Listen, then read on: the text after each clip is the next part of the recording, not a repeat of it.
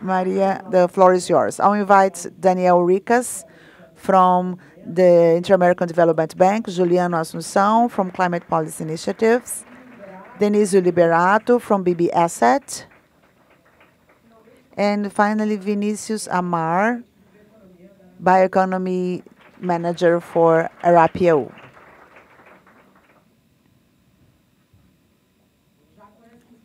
So with this inspiration that we just got from the previous panels and the conversation that we had around taxonomy when we talked about biodiversity, this panel here is to think about the capital market and the possibility of leveraging investment. What can we do in particularly around the Amazon, which is a very important region for us, not only from the point of view of greenhouse gases, but also biodiversity and the social impact. And on the other hand, we've heard also about what happened last year with droughts in the Amazon and the impact that it has, that climate change has had. So also talk about these markets around climate resilience. To kick us off, Danielle, I'll start with you, asking about the activities from the IDB. We know the bank has done important work in the Amazon, in particularly with bioeconomy, and I'd like to hear from you about what are those challenges and opportunities that you see around investment, especially around biodiversity and climate resilience. Well, good morning. It is a pleasure to be here. Thanks, CBI, for the invitation. Good morning and greetings to my fellow panelists. We have, in terms of investment, I think our first challenge, we have to split it into two parts. First is to knowledge. So what are investments? And we've been discussing this throughout this morning. What is the first step for us to know what is sustainable or not, what is resilient or not? And we've been discussing these taxonomies and the different initiatives there are around that. When we identify that, we go into a second layer where we have risks and we have opportunities. I believe that the risk portion is very well mapped and it's been growing. We have known frameworks around that. From opportunities, we're starting to explore, and we really need to understand in order to know exactly where these financial flows are going and where we can direct those financial flows. So how do we see this as the IDB? So I'll try to start from a macro perspective to go into specific operations so that we can understand the framework of what we're considering. The IDB has, for example, a program that we call Amazon Forever. It is anchored in bioeconomy, in sustainable agriculture, resilient cities, sustainable infrastructure, and a key aspect which is connectivity. Technology needs to be developed as an enabler so for all of that to develop. Within the Amazônia Sempre program, the IDB has been trying to catalyze local actions. And we're doing this focusing especially on the Amazon. One of the first actions within the Amazônia Sempre program was the creation of the Green Coalition. The Green Coalition is a coalition of 20 financial institutions, development banks, 17 local development banks present in 6 countries in the Amazon region, and 3 multilateral international organisms, the IDB, World Bank, and CAF. In parallel, we're talking about the public sector and the public sector as a catalytic capital. And how does this get in? It comes in creating inspiration and creating enabling environment mechanisms to attract private capital. So the Public Development Bank identifies a flaw in the market, activates certain capacity building actions so that private capital that has a much higher volume can actually see the opportunities, of course, within the frameworks of the taxonomy that is being built. And it has to be, since we're talking about Amazon, we have 8 countries involved, so it has to be interoperabilized between the countries. And the investment opportunities need to be comparable everywhere. And in parallel, we also created, led by IDB Invest, a coalition. I have to read the name. It's the Financial Network for the Amazon. This started a bit larger with 22 banks, private banks, plus 2 multilateral banks, and then it was IDB Invest and IFC, the bank for the private segment, or the arm of the private arm for the World Bank. And the growth perspective has 20 additional banks to be a part of this coalition. So we would have 44 banks, 42 private banks plus 2 multilateral banks looking at investment opportunities in the Amazon with a catalytic capital, 17 development banks in the Amazon plus 3 multilateral banks focused on specific actions to foster bioeconomy, resilient infrastructure, sustainable cities, etc. So from this macro view and moving towards the implementation programs, I'm going to mention 2 actions and I'll wrap up. The first action is through a program approved with the GCF. This is a $200 million program of a very catalytic capital being directed towards initiatives with these development banks. We already have 2 approved operations, and we're about to approve and implement a large bioeconomy program with Banco do Brasil that is focused on the development of opportunities or the bioeconomy chain in the Amazon. This program also has a very large component to develop resilient infrastructure, which is also a facilitator to develop smaller actions so that they can be replicable. And lastly, with our partners, BNDES, that was just here with Victor, we have a large program, Pro Amazonia, that is directing resources for productive investments in small and medium companies in the Amazon region to develop those small local businesses and thus incentivize the flow of resources, reducing risk perception to attract private capital to have a constant cycle for financial flows towards the force and towards bioeconomy. That's just a brief overview of what we believe the path forward is. All right, so this is a public-private joint initiative with more funding networks. Maybe also along those lines, Juliano, you've been leading the work of Amazonia 2030. So thinking about this capital that is now available, what types of products and financial sustainable services do you see that are available for investors in the Amazon today? Well, thank you, Maria. It's a pleasure to be here today. Thank you for this opportunity. This is such an amazing and special group of people discussing this very important topic for everyone. Now, going back to the Amazon issue, I think it's important to think about this opportunity that Daniel mentioned and what we've seen in the scope of the Amazonia 2030, the project that I have the pleasure of leading, is that we're actually dealing with different Amazons or different Amazonias. It's difficult to create one taxonomy for the Amazon.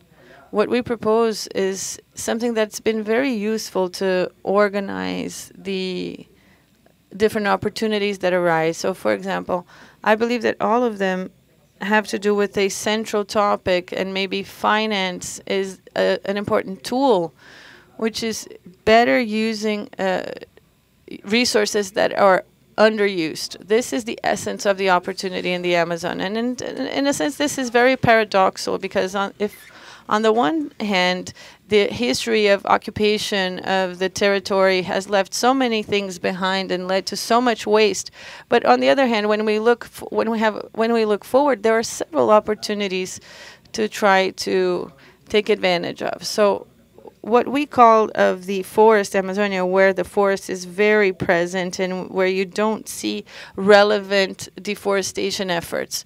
This is where we realize that there are huge potential for products that are compatible with the forest. Products that where the development is absolutely compatible with the forest resources, and these are products with a specific market, with scale and equality that can break the exports barrier. So when we look at the Brazilian participation in this international market, it is 1/5 of 1%. So even if Brazil corresponds to a very relevant fraction of tropical forests, in the compatible products with the forest, our competitors are Bolivia, Vietnam, etc.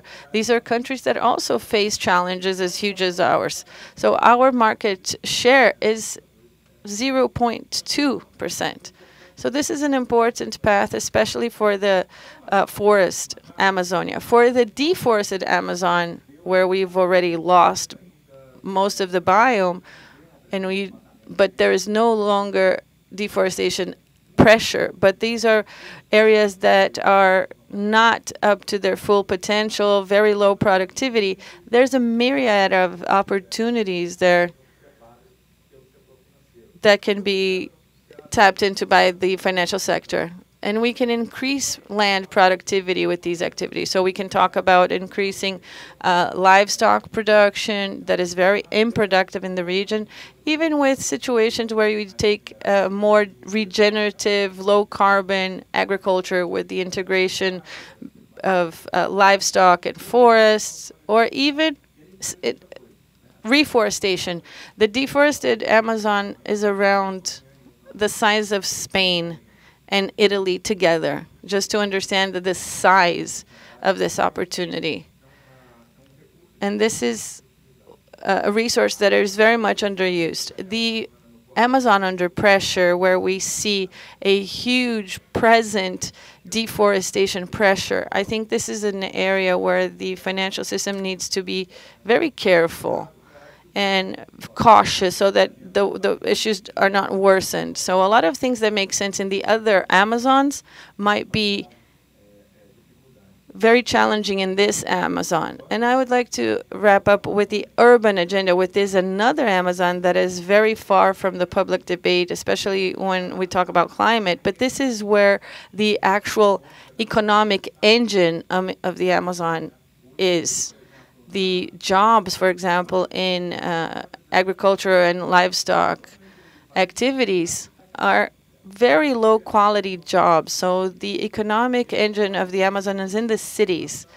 And we're talking about a population where the participation of youth is very below than the participation of people outside of the Amazon. So we have a number of people in the area with a demographic dividend that should be the same until 2030, where these kids can't find opportunities for work. But if you look at the opportunities, this is amazing, because you would have labor looking for opportunities. The thing is that they are spread out through a territory with very complicated logistics. So that's where I believe that digital solutions can be very powerful. I think the Amazon can offer a contingent, a huge young population that wants to work, and maybe in the digital world or the modern world might be a very important opportunity. We see the Amazon full of opportunities, and there will be specific setups and configurations of the opportunities depending on where in the Amazon you go. But I believe that the challenge for the financial system is to find solutions that can really provide all of these gains. And I'll stop here. Excellent. That's the same point as Daniel mentioned. We said that Amazon is much more than biodiversity, it's cities, connectivity, and we talk about the Amazons because it's a very broad region with different realities. Denisio, we know that recently there was a joint venture between Biodiversity and JGP, and you were working very strongly in ASG and sustainability. And thinking about all these opportunities that Juliano mentioned, how do you see the BB Asset strategy for that? Apologies. Thank you for your question. Good morning, everyone. Thanks, everyone. Thanks, CBI, for inviting me to be here representing the Banco do Brasil conglomerate. Currently, I lead BB Assets. This is a manager that has 1.7 trillion reals, the biggest manager in the country. And due to this size, it was important to have a specialization to focus on sustainable activities. After we came to the conclusion that it would make sense to join forces with someone with state-of-the-art technology, and JBS was chosen, and my partner is here to tell you something about what we've been doing. Daniel mentioned that something we work, Banco do Brasil works with multilateral agencies all around Brazil, especially in the Amazon biomes, and tackling these issues in different ways. And there's a very strong goal for 2030 to reach high billionaire standards, be it in credit or investments. And the investment arm would be through assets. So this is what we've done. We've launched a first product that is BBJGP Equilibrium, which is a credit fund capturing 600 million reais, and part of these resources will help to address what Jen mentioned, to scale small operations in an accelerated manner. So you have one CRA operations to create a global scale commodity, trying to verticalize production, attacking the community that is responsible for the sustainable production, so that this can be a global commodity present in the major markets. Another operation also in this credit fund that once again, we only went to our retail customers, and now we were able to set this product in order to access the subnational RPPS, and we, for example, in this fund, we have 5-day quotation. We're talking about Amazon negotiations. We need to include several green debentures, more liquidity, some treasury bonds, so that this patient investors have higher tickets with a scalable capacity from the Belterra credit funds that recovers degraded areas on the production side. And we're able to go from 4,000 hectares with the initial ticket to 100,000 hectares much faster and more scalable for these bank clients. And also our private pension fund, Brazil Previ, with 400 million reais, and has a long-term investment commitment, and Previ, which is our pension fund client, that can also scale this product that we have created very quickly with our new manager. So the fund is the vehicle. It's a structured fund that can actually work with these operations with financial returns. Clients are very satisfied. This fund is CDI plus 2. It's been around for 40 months, so even with the interest curves, there was no negative quota month, very low volatility, very resilient, and with an impact in the Amazonian community where we are focusing. So this has been our small contribution, and we still have a lot to do. That's very interesting. Now a bit more about blended finance. This is what you're doing, using your patient capital with the BB asset capital, trying to scale these solutions. Juliano mentioned that there are several opportunities, and these opportunities are not always scaled. And then Vinicius, I want to hear about Arapiaú with its philanthropic pilots. And here, maybe about a specific case, if you could tell us a bit about what you've been doing thinking about patient capital. Well, first of all, good morning, everyone. Thank you, Maria, for the question. Thanks, CBI, for this invitation. I'd like to quickly tell you about Arapiaú. It's a philanthropic institution. We believe in the development of sustainable and scalable models, of new development models that can be scalable and inclusive and sustainable. And we've been holding several experiences, and I think it's worth mentioning a very practical example. We're working mainly in the south region of the state of Bahia and in the Amazon. And we were founded 16 years ago. We had some diagnostics, and we concluded that our action would be towards the cacao chain, because in the state of Bahia, this is a very well-known commodity, and in the south of Bahia, this is grown where with the Carbrook model, and is predominantly harvested by familiar agriculture. And this promotes economic growth, including the vulnerable populations, and we are able to preserve the forest. And through several diagnostics and different models that we work, we wanted to understand that if this is going to work or not. If we foster the system, we would be able to create a virtuous cycle, or if we would break our farmers. That was one of our major concerns. This is all public. We have the models. These are all viable.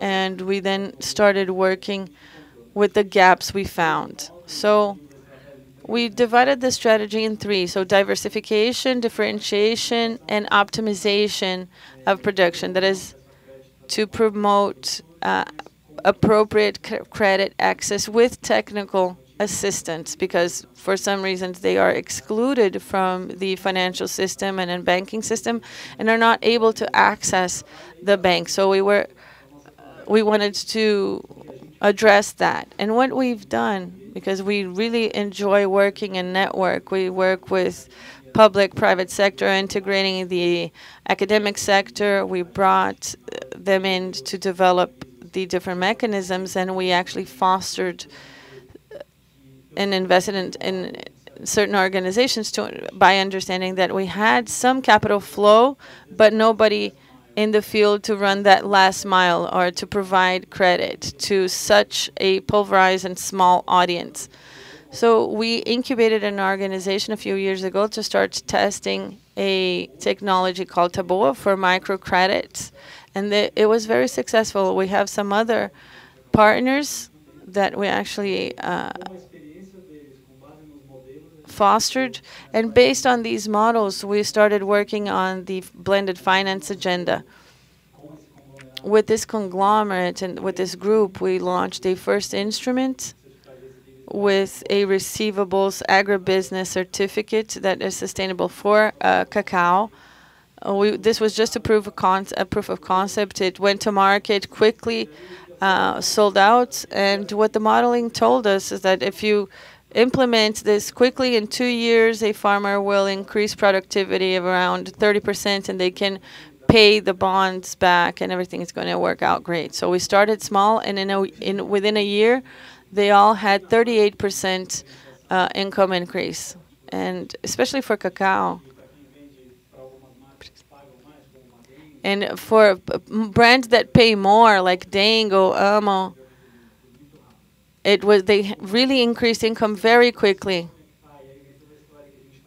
And we wanted to understand how to scale the story, and we couldn't be very concentrated just there. So we saw the opportunity once again for the blended finance a bid, and we applied these results for the project. We were chosen first place with the very same group of partners going to the degraded areas in the Amazon. So this where you have cocoa or cacao, and we promote the diversified cacao in agroforest systems with acai, with native plants. We are able to restore degraded pasture areas. And these are areas that can be implemented. We use this system. We're about to sign an agreement with the bank. We'll announce it soon, but we didn't stop there. And concluding, we've been designing with some partners to bring this instrument to scale, and we attract the private sector that is stronger capital. We've been escalating. We started 1 million, then went to 10 million, then now going to 100 to 300 million in this sense with microcredit for family agriculture. We should conclude this soon for this structuring. And we have been doing this in partnership with the private sector because the ticket has a size that generates interest from the private sector, and bringing so many international financial philanthropies and impact investors to do this blend. In parallel, we've been articulating partnerships with governments and other institutions for us to cover technical assistance and concession of credit and operationalization, which is the most complex that we face here with the private sector. This has been scaled. We're having important and impressive results. They're all public results. We can disclose them later. But it's a big example of how we can grab an opportunity as the one we see that everybody's looking at the Amazon and looking at Brazil, and start to include some things that are a bit to the sides, and not to work only with the large producers, to bring everybody with cacao and acai. The mechanism can be the same for other chains. The arrangement itself is innovative, and after that, we want to replicate it to other chains. So a bit of my experience, not to take too long. Great experience and very interesting, a CRA for microcredit, and then this replicability and the potential to recover production. I'm going to give one more round. I'll start with you, Juliano. You were talking about these investors and opportunities. We heard a bit that there is capital, but we also understand that it's not scalable today. For example, Arapiaú needed to demonstrate that it works. So there is a lot of work, little by little, to make this happen. So I'd like to hear your perception about how we can talk to investors in terms of risk and return of these investments, and what are the ways that you see within the Amazon 2030 discussion to attract these investors to the Amazon. Maria, I think the first point, it's as if we thought about a governance shock. The Amazon, for everything that we see in the papers, there's the issue of forest and deforestation, which is associated to several of illegal activities that depreciate the local institutional environment. And if you think about a strategy, a voice versus exit, I think the investors can exercise their exit easily. It's better to avoid a problematic region than trying to fix it. It's effectively a government issue. The big exception are those companies and those groups that have, for example, our hydropower plants, mining companies. They're there, they have to be there, and they need to deal with that environment. And what we see, they are reports from several companies that tried to establish themselves, well-positioned companies with good investors, tried to establish themselves in the Amazon. They faced serious governance issues, and ended up exiting. So there is a whole work, especially in Amazon under pressure, of the government to arranging things. Because I think the issue of deforestation, it was said that deforestation was the path to development. I am fully convinced that it is the opposite. Stop deforestation is a super necessary condition for us to be able to develop the region. We need to end illegality. And thinking about that other issue, if you look at the Amazon up to the end of the 90s, the Amazon was much safer than the rest of the country. The rate of homicides, it was 60% of the one that we had in the country overall. And today, it's almost twice as much, and this gap is just increasing. So, and this illegality is in all activities, from illegal mining. So these networks are getting consolidated there. So the government has the initial role, which is the initial role of actually arranging things and having this governance shock. But there are important instruments in the region. If you look from the perspective of the city, the municipality, who's the main credit provider, for example, for agriculture in Amazon, that's PASAN. If you look at the financial system, PASAN is relatively slow, but for small. But for Amazon, it's very important. We have BNDES with a lot of exposure in the Amazon. You have a Banco do Brasil with an important role. So the government also has important tools. We have the North Constitutional Fund. So what we need somehow is to get all this budget that's been dedicated to the Amazon and try to align this budget to these opportunities, so we actually can open space in the sense of catalyzing, as Daniel mentioned here. The government should foresee where the region should be and prepare the ground. Unfortunately, the group of financial instruments that we have today, the subventional credit and the constitutional fund, this is totally disaligned with this vision. So I see the role of the government when improving the balance of risk return for investors in these two fronts. First, arranging things, giving a governance and safety shock for the region, and then use the instruments that are there. They exist. We're talking about a small group of people that could sit down and try to improve this environment and try to create this idea of catalyzing these investments so that the private sector can get there and establish itself in the region. Excellent. Actually, the risk is high, and the role of the public sector is important at this point to attract private investment. And the FNO is also an interesting point, is a fund that has been established for some time. Things that could be unlocked. And I'd like, Daniel, to ask you, this role, public-private, how do you see, for example, the role of the IDB, for example, to create this capacity of the governments to act within the Amazonia para Sempre initiative? How do you see the role of trying to unlock these perceived risks in the Amazon? Thanks for the question, Maria. I'm going to start with recognition that was made here in December, which is the issuance of the Brazilian Sovereign Sustainable Bond. This was the result of long work with a working group that had the World Bank, the IDB, the leadership of the National Treasury. And I think this is a starting point as an example of what we do. So we try to build capacity so that these capacities, they are institutionalized and they are passed on. I mean, we built this capacity with the Brazilian government. We supported technically so that the government made this first issuance. So we are building capacity in the Brazilian government so that they can report and monitor the impact of this issuance and the allocation of resources for that issuance. That's in the sovereign level.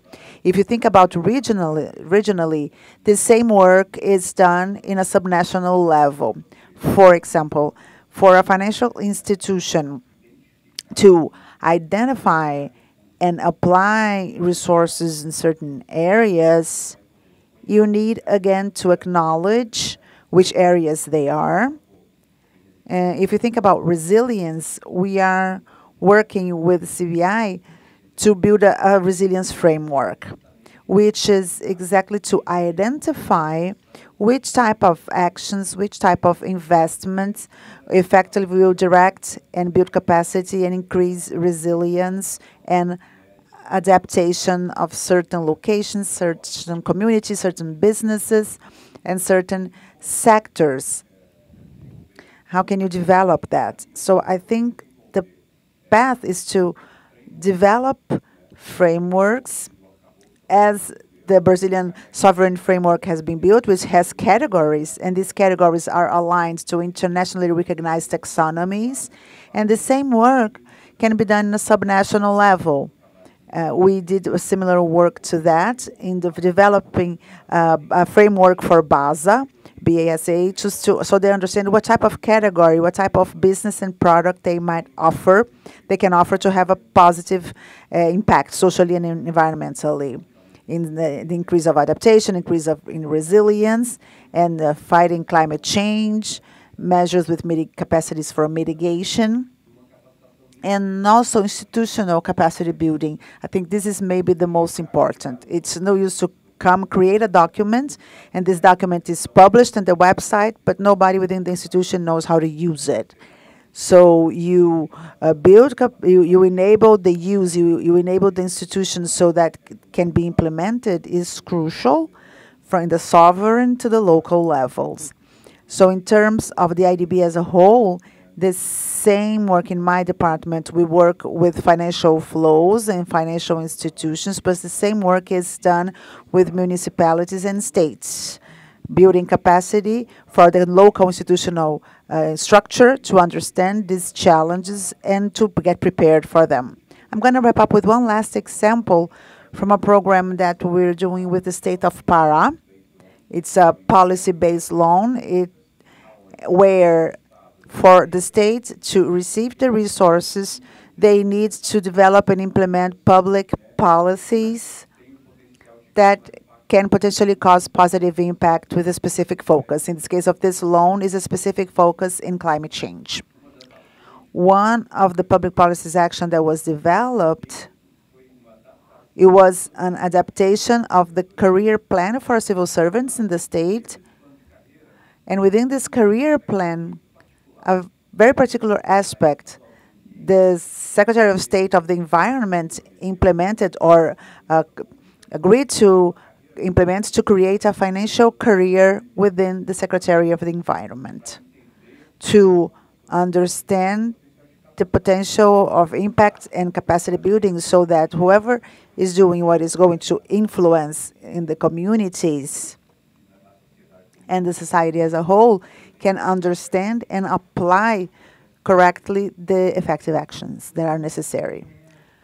Great. Now, Denisio, I'm going to ask you about this public-private view. You are a public bank, but at the same time with private action. So you were mentioning about the role that you had for blended finance. Can you comment a bit about how do you see this opportunity of combining resources, and how can these blended mechanisms be a way to attract investors and deal with the risks that Juliano mentioned here?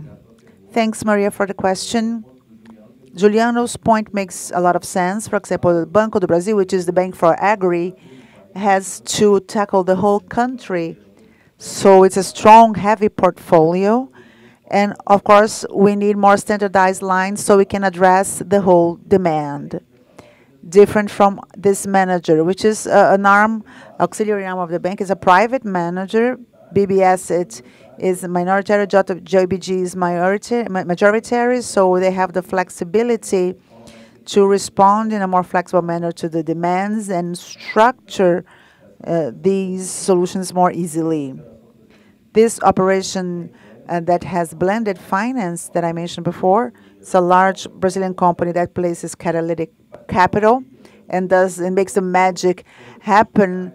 So it's a resource that fits the project. The project becomes feasible, and from the investor point of view, profitability is also attractive. This is the magic of encouraging operations such as this that, again, go from 4,000 hectares to 100,000 very soon. Beyond the strategy of structured credit, we want to attack private equity, for example. What are the largest forest recovery companies in Brazil? There are a few. They're starting their journey. So it's natural to bring to our investor who wants to be engaged with sustainable finance, that they buy stakes at a company that in the start of their journey for forest recovery, but that soon as they deliver their commitments with the funds, they will become a big operator. Their market cap will change levels and will be benefit as well. There are several examples such as this within this ecosystem, and notably related to the Amazon. Daniel's point is also important. The bank has a great relationship with multilateral agencies. The bank receives part of these resources to provide as credit. Again, the difficulty in customizing and attacking in the way it is defined in this framework. So asset could be that arm with a bit more flexibility to have this go on more quickly, because the faster we can put these operations on, the better the impact we're going to generate for society. That's an important point, because Daniel mentioned banks, but I think management funds are very important, as well as equity and other ways to invest. We see that a lot in bioeconomy in the Amazon.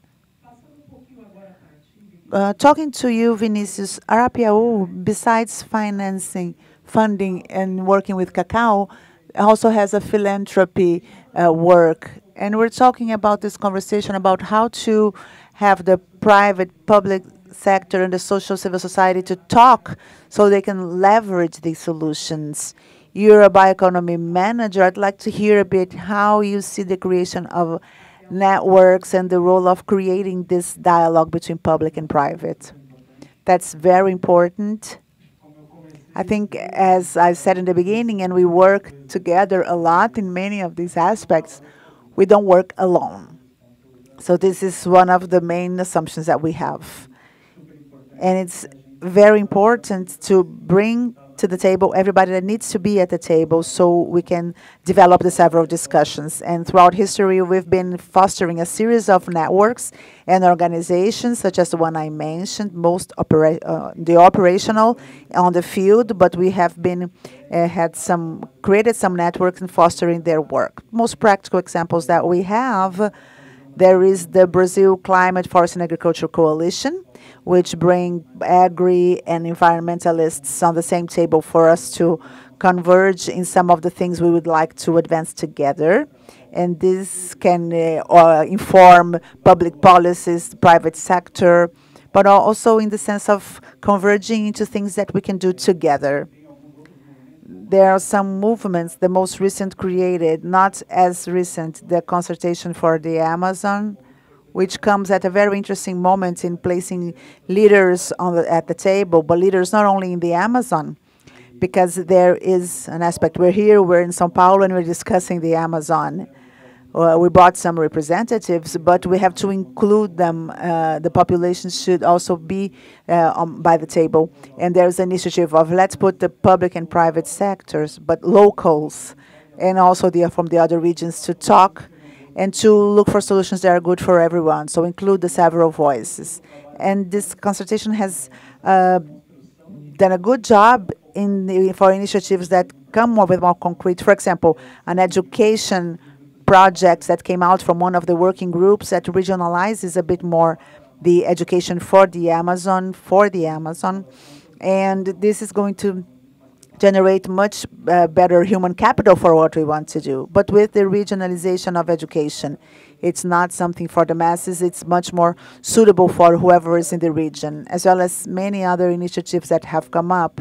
Discussion around land regularization that will help lots of the business to happen. There is the platform MacBiomas, with his work with data that has done a great job in georeferencing of the country in terms of the changes in land use from 85 to now. Annually, there is a round of data and they've incorporated the layers. The most recent was like fires, soil biomass. You can do a lot of different jobs using images, and everything's open for use. It's things that we ended up incubating. We operate some of them. We're a fiscal sponsor for some of them, but always with that view of it has to be strategic. This is going to escalate and help solve many of the problems that many of us face when doing things on the ground. We ended up facing this, in the bond that we did, it's the same issues. We also work together with Banco do Brasil, try to unlock credit. But just to give an idea of size, we have 93 cacao producers specifically.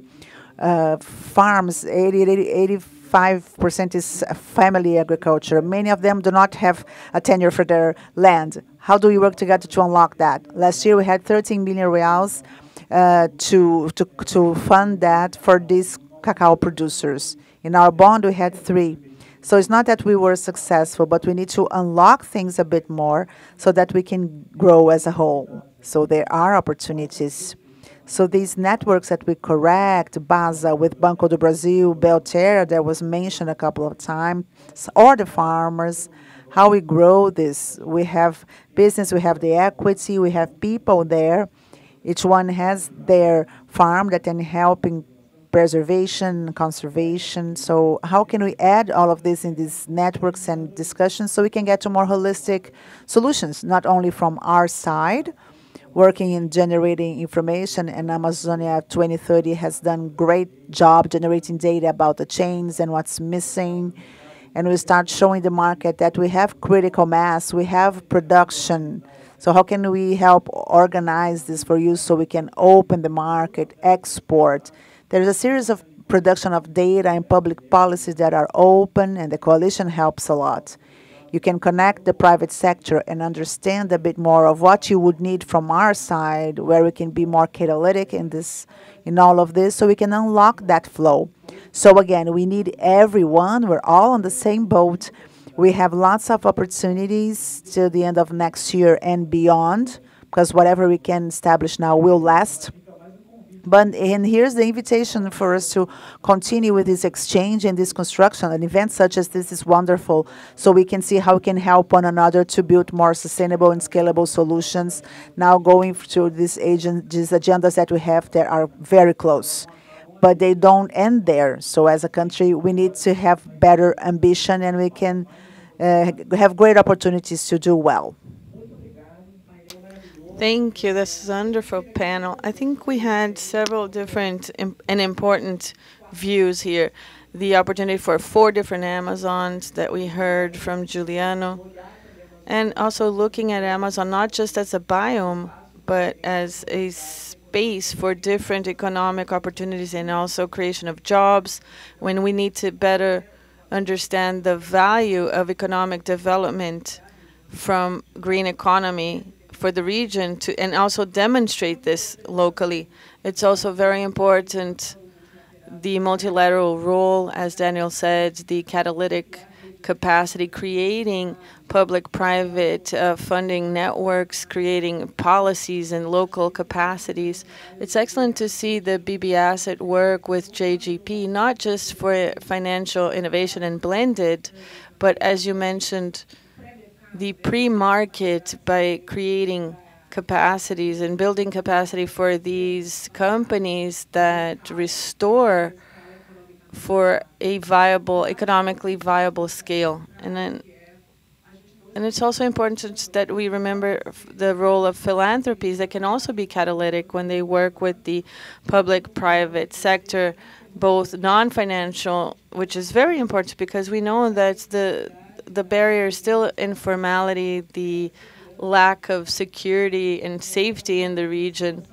It's not lack of capital, but really a lack of structure in order to reduce the risk perception. And we hear that all the pilots had more returns than expected. So the big issue here is how can we work together? We have COP30 next year, so this is also a call to scale and start looking at this more carefully.